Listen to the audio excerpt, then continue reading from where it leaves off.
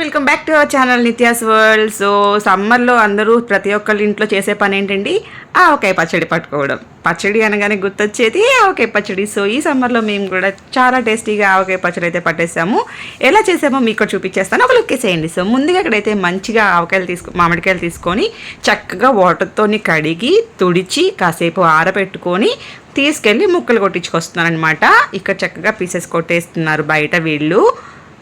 ముక్కలు కొట్టేసినాక ఇంటికి తీసుకొచ్చేసి వీటి లోపల పైన జీడి ఉంటుంది కదండి, జీడి తీసేయాలి. అలాగే జీడి కింద ఒక పొట్టు ఉంటుంది లేయర్ లాంటిది, అది కూడా తీసేయాలి. తీసేయడానికి మా అషు ఫ్రెండ్ వచ్చారనమాట. వాళ్ళకి కూడా కాసేపు పనులు అప్పగించేసాము. ఆవకాయ అంటే అందరూ చేయాల్సిందే కదా.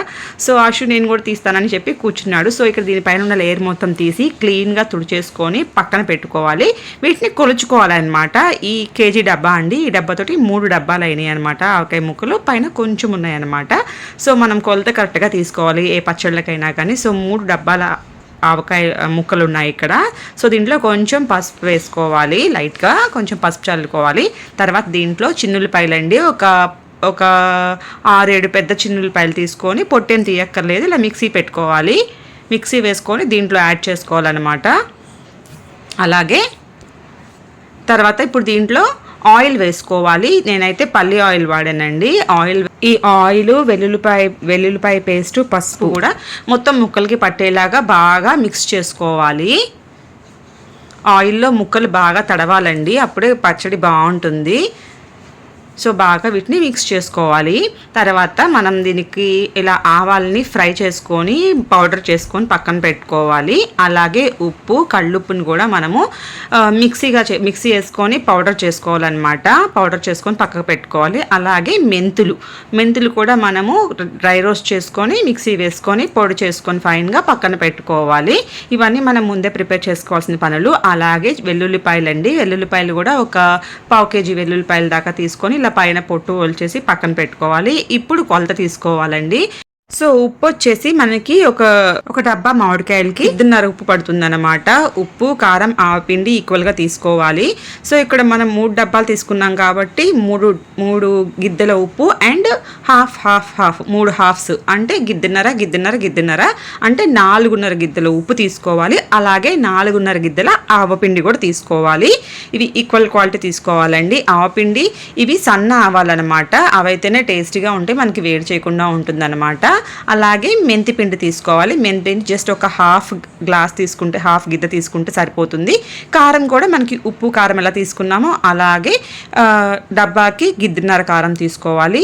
ఉప్పు, కారము, ఆవపిండి ఈ 3 కూడా ఈక్వల్ క్వాలిటీలో ఒక డబ్బాకి 1.5 తీసుకోవాలన్నమాట. కారం ఎక్కువ తినేవాళ్ళు ఎక్కువ కావాలి అనుకుంటే ఇంకో కొంచెం యాడ్ చేసుకోండి మీ స్పైస్ని బట్టి. తర్వాత మనం పొట్టు తీసి పెట్టుకున్నాం కదా, ఒక 1/4 కేజీ వెల్లుల్లిపాయలు అవి కూడా వేసుకొని ఆయిల్ పోసుకోవాలి.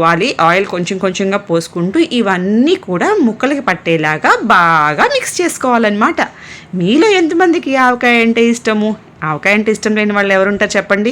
మీలో ఎంతమంది ఈ ఆవకాయ పట్టుకున్నారో నాకు కామెంట్లో చెప్పండి. సో ఈ ఆయిల్ పోసుకుంటూ కొంచెంగా ముక్కలన్నిటికీ పట్టేలాగా బాగా మిక్స్ చేసుకోవాలండి. ఫస్ట్ డే అయితే మనకి ఆయిల్ తేలుతున్నట్టు అలా ఏం కనిపించదు, జస్ట్ ఇలా మనకి తడిగా అయినట్టు అనిపిస్తుంది. సో వీటిని అన్నిటిని తీసుకొని మనం ఒక ప్లాస్టిక్ డబ్బాలో పెట్టుకోవాలి. సో ఉప్పు కారం ఉంటుంది కాబట్టి వేరే ఎక్కడైనా మనం పెట్టుకుంటే తుప్పు వచ్చేస్తుంది.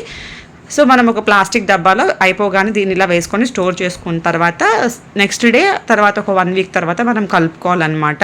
సో మొత్తం అంతా కూడా ఇలా ఒక బకెట్లోకి తీసుకొని పెట్టుకున్నాము. చూసారా ఎంత బాగుందో, చూస్తేనే కలర్ఫుల్గా అనిపిస్తుంది కదా. ఇది నెక్స్ట్ డే అండి. నెక్స్ట్ డేకి చూసారా మొత్తం ఆయిల్ అంతా పైకి వచ్చేసింది. సో నెక్స్ట్ డే ఒకసారి పెద్ద గరిటె తీసుకొని కింద నుంచి ఇలా మిక్స్ చేసుకుంటున్నాము. మొత్తం బాగా ఆయిల్ అంతా పట్టేసిందండి. మనకి ఒకవేళ ఆయిల్ కొంచెం అటు ఇటుగా ఉంటే కొంచెం వేసుకోవచ్చు.